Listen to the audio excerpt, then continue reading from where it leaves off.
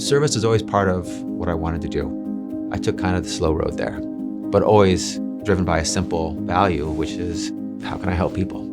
How can I make lives better? How can I give voice to vulnerable communities? How can I create more fairness in this world, more justice in this world?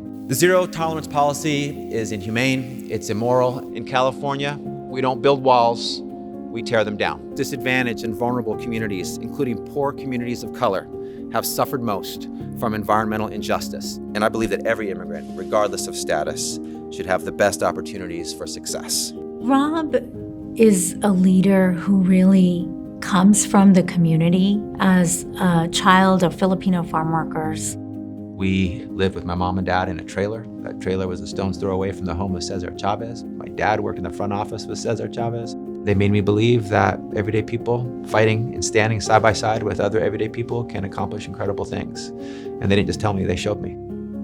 I'm deeply honored to be the first Filipino-American state legislator in the history of California. It was important for our community to have a voice, a champion from and of the community. He knows that he's not just in office to be in office, that there are certain things he wants to accomplish in office. These 3 bills will promote and defend the civil liberties of Californians in general and immigrant communities, communities of color, and youth in particular. We're making SB 10 even stronger than it was before.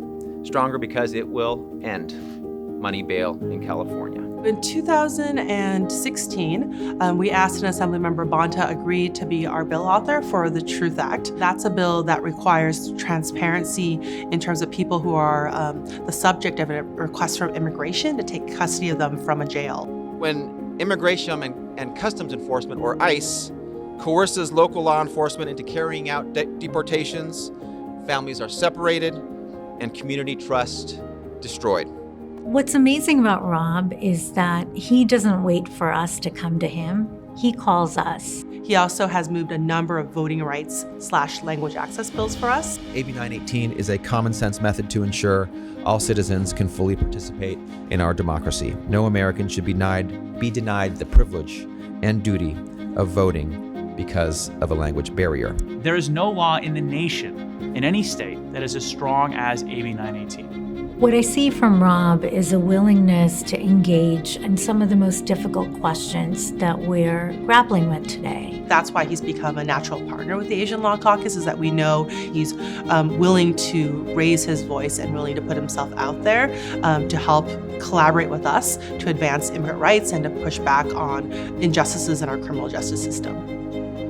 My parents, I saw them fight for communities that didn't have a big voice, and they would ask people with titles. Sometimes those people with the titles would, and sometimes they wouldn't. And I thought that maybe in the next generation, I wouldn't have to ask anybody, that I could actually be the decision maker and bring those vulnerable, voiceless communities with me to give them a voice and to be their champion.